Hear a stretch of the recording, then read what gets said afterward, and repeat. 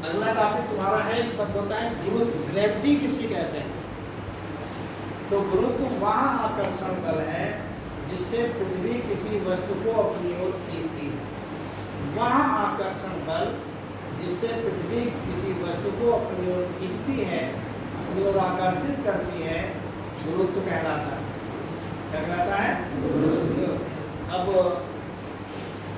पहला मूवमेंट तुमको बताने जा रहे हैं। देखो, पृथ्वी तल से ऊपर जाने पर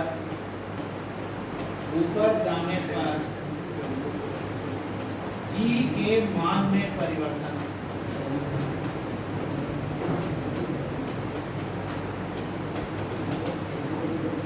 ये प्रूफ मान के चलो, दो प्रूफ हैं आपके पेपर में मिलेंगे, आप अभी पढ़ लो या पेपर के बाद पढ़ लो।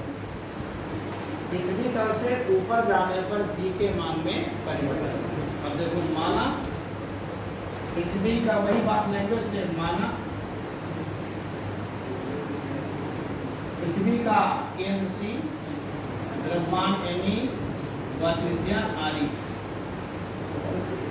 माना पृथ्वी का केंद्र सी, द्रव्यमान एमी व त्रिज्या आरी है। इसके तल से स्मॉल एच ऊंचाई पर, इसके तल से स्मॉल एच ऊंचाई पर किसी बिंदु ए पर एक स्मॉल एम द्रव्यमान का पिंड रखा। इसके तल से, यानी पृथ्वी के भीतर से नहीं, केंद्र से नहीं, पृथ्वी तल से स्मॉल एच ऊंचाई पर एक स्मॉल एम द्रव्यमान का पिंड रखा।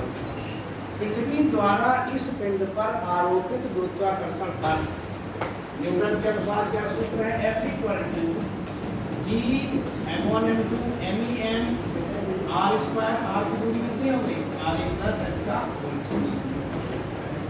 देख लीजिए, F = G m1 m2 होता है, तो G m अपान r प्लस h का होल स्क्वायर। अभी मैं जानना चाहता हूँ कि मैंने r प्लस h क्यों किया। ये होता है दो पिंडों के बीच की दूरी। दूरी हमेशा पिंडों के द्रव्यमान केंद्र से नापते हैं। तो पृथ्वी का केंद्र सी है और पिंड छोटा सा m है, तो इनके बीच दूरी कितनी हो गई? r plus h। जब यही पिंड पृथ्वी तल पर स्थित था, दूरी कितनी थी? r। अब उससे h ऊंचाई पर हो गया, दूरी कितनी होगी? r plus h। अब यदि इस बिंदु पर गुरुत्वीय त्वरण g डैश, अब दिमाग लगाइए, माना बिंदु A पर पृथ्वी का गुरुत्वीय त्वरण g डैश है, g नहीं है, g डैश है, तो न्यूटन के द्वितीय नियम से वही सूत्र लगेगा, F = mg डैश। डरो नहीं, जैसा भी प्रूफ रहा तो वही तो चूतिया तो बना रहा है। अभी पृथ्वी तल पे था तो यहाँ पे r दिया था, यहाँ g दिया था। ऊंचाई पे चले गए तो यहाँ पे r प्लस h दिया, यहाँ g डैश दिया। अब पृथ्वी तल से ऊपर हमने मान लिया g डैश है। अब g डैश का मान हो सकता है g से ज़्यादा हो सकता है g से कम हो। अब समीकरण 1 और 2 से mg डैश बराबर g m अपान r प्लस h का होल स्क्वायर। तो समीकरण mm कट गया, g डैश = आ गया g m अपान r प्लस h का होल स्क्वायर। ये समीकरण 3 मान। और अभी तुमको प्रूफ कराया था, हम जानते हैं g m क्या होता है? g r²।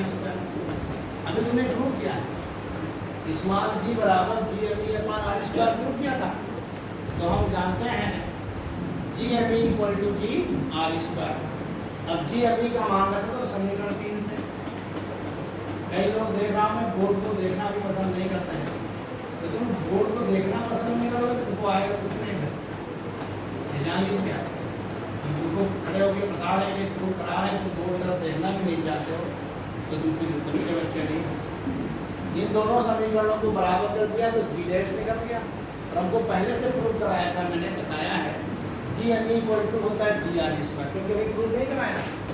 स्मॉल g बराबर g m अपान r²।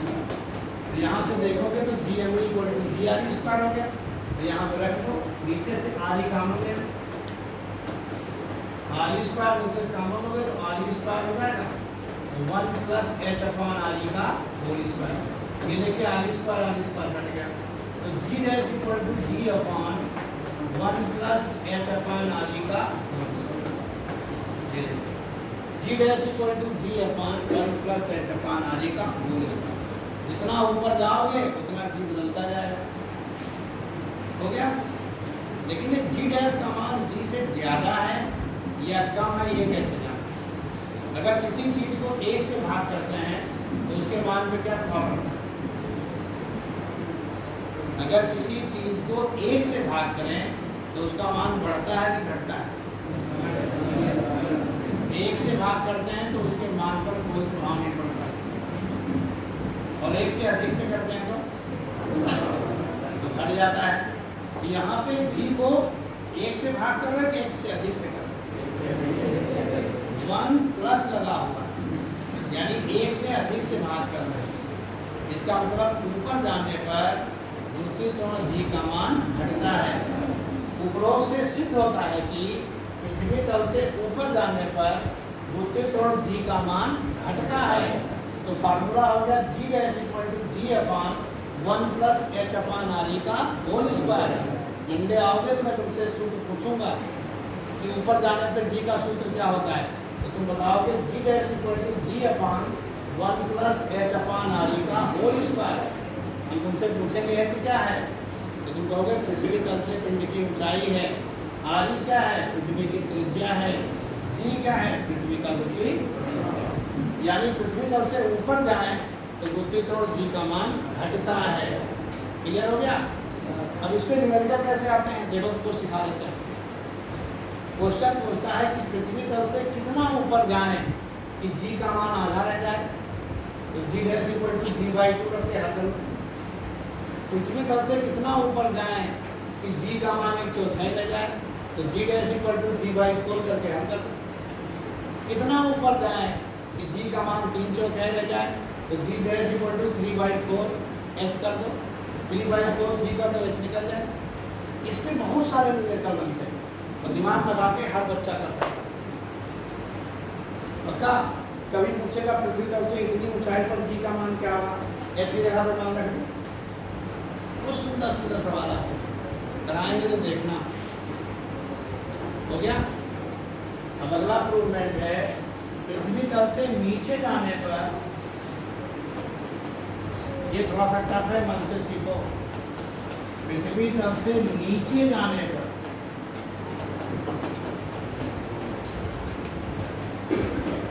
जी के मान में परिवर्तन।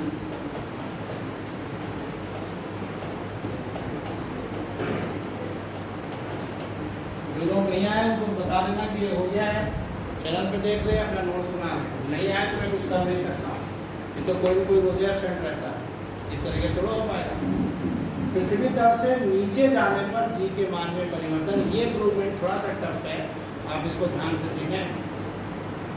अब ये कह रहे हैं कि पृथ्वी तल से नीचे जा कैसे सकते हैं, बताओ कैसे सकते हैं? पता नहीं हो तुम बताओ। अरे कुआं खोद दो, उसमें घुस जाओ। गाँव में कोई सूखी कुआं पड़ी उसमें घुस जाएगी, नीचे चलेगा। या अपना बोरिंग करवा लो 8 इंच वाली और उसमें अपना धीरे से पहुँच जाओ नीचे। पृथ्वी तल से नीचे जा सकते हो, लेकिन नीचे जाओगे तो जी का मान कैसे परिवर्तित होगा, वही तो प्रूव करने जा रहे हैं। गौर से देखिएगा।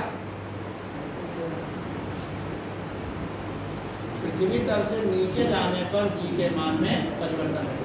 माना, देखो ध्यान से, माना पृथ्वी का केंद्र सी, द्रव्यमान एमी, वन त्रिज्या आरी। माना पृथ्वी का केंद्र सी, वही लेंगे, द्रव्यमान एमी व त्रिज्या आरी है।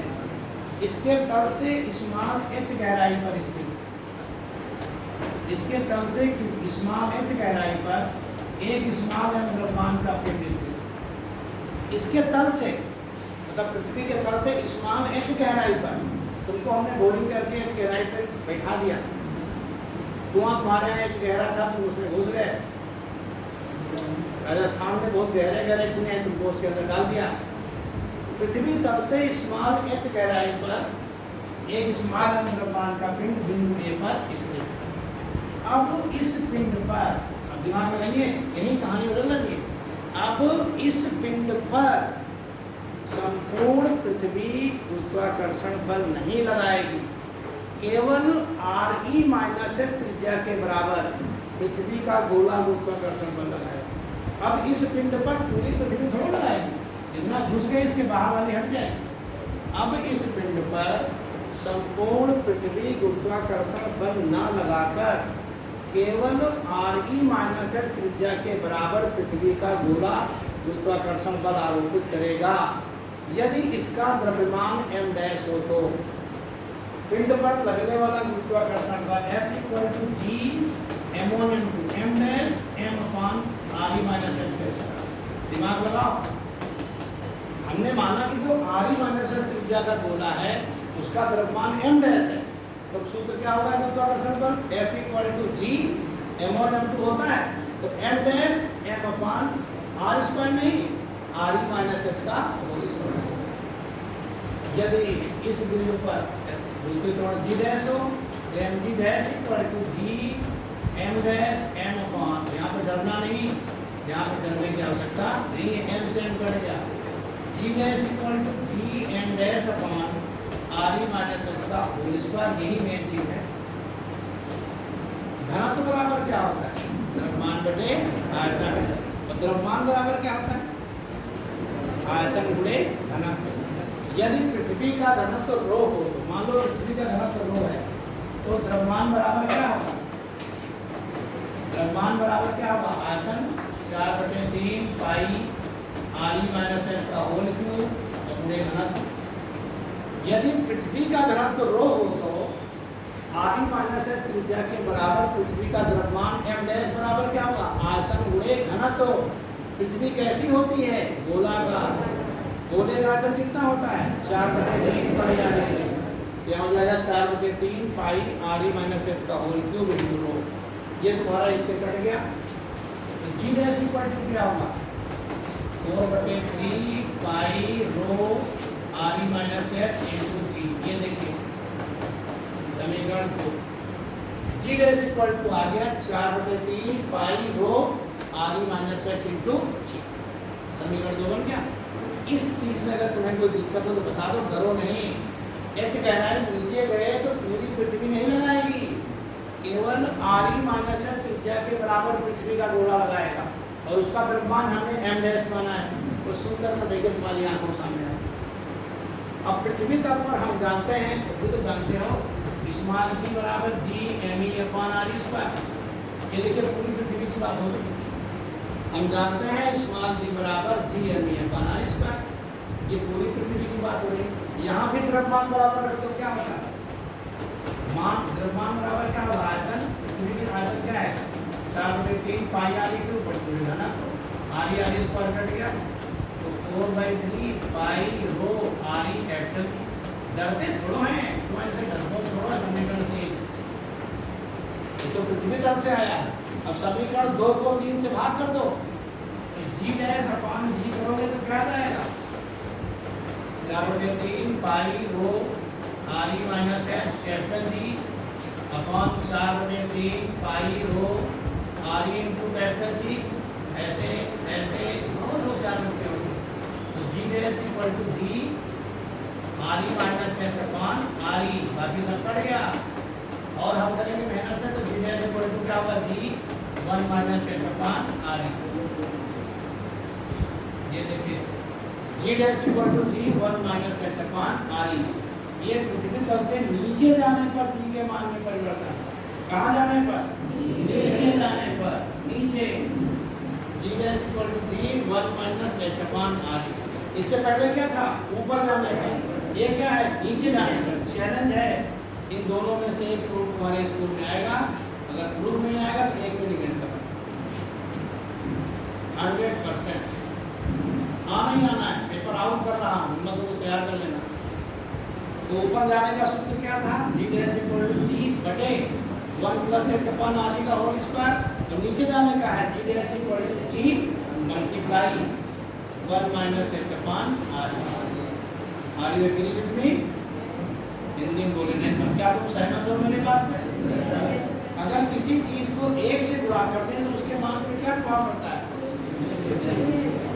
कोई प्रभाव नहीं। 1 से कम से कर दे तो घट जाता है। मूर्खों, किसी को 1 से कम से गुणा करोगे तो मान घट जाएगा, 1 से अधिक से गुणा करोगे तो बढ़ जाएगा। गुणा कर रहे हैं, इससे पहले वाले में भाग किए थे, इसमें क्या कर रहे हैं?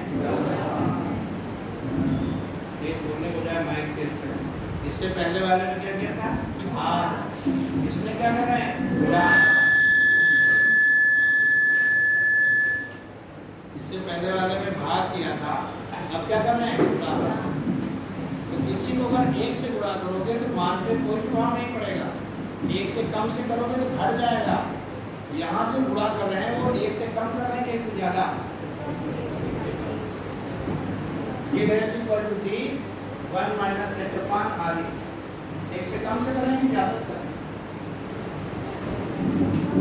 1 से कम से कर रहे हैं, 1 माइनस h अपॉन r है, तो हम लोग गुणा कर रहे हैं 1 से कम से।